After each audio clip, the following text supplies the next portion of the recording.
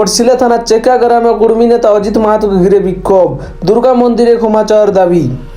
কোটশিলা থানার চেকা গ্রামে কুর্মী সমাজের মূল খুঁটি মূল মান্তা অজিত মাহাতোকে ঘিরে তীব্র বিক্ষোভে ফেটে পড়লেন গ্রামবাসীরা।